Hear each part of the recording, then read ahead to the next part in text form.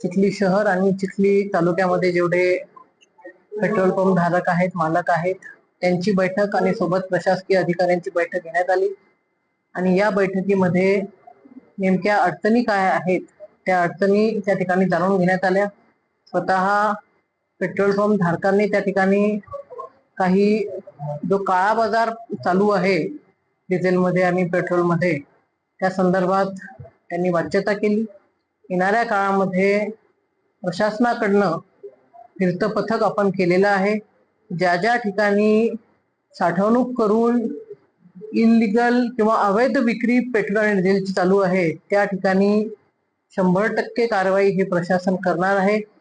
माझी शेतकरी बांधवांना विनंती आहे की तुमच्या शेतीसाठी कुठेही तुम्हाला डिझेलची कमतरता पडणार नाही अशा पद्धतीचं नियोजन आपण केलेलं आहे। त्याच्यामुळे तुम्ही कुठेही गोंधळून जाऊ नका। जो कोणी डिझेल पेट्रोल मध्ये काळा बाजार करत असेल, साठवणूक करत असेल, त्याच्यावरती मात्र त्या ठिकाणी प्रशासन योग्य ती कडक कारवाई त्या ठिकाणी करणार आहे। सर्वसामान्य नागरिकांना, शेतकरी बांधवांना मला हेच सांगायचं आहे, जर कुठल्या पेट्रोल पंपावरती चुकीच्या पद्धतीने अवैधरित्या बॅरल किंवा कॅन्स हे भरून दिले जात असतील तर तुम्ही तशी तक्रार प्रशासनाकडे करा, मला फोन करा। अशा इलिगल किंवा अवैध विक्री करणाऱ्या पेट्रोल पंप धारकावरती सुद्धा आम्ही त्या ठिकाणी कारवाई प्रशासन करणार आहे।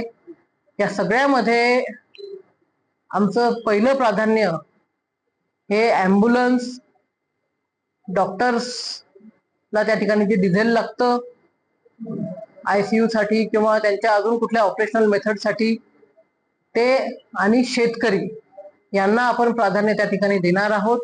परंतु शेतकऱ्यांना पुढं करून जर कोणी चुकीच्या पद्धतीने साठवणूक करत असेल त्याला मात्र प्रशासनाच्या कारवाईला त्या ठिकाणी समोर जावं लागणार आहे।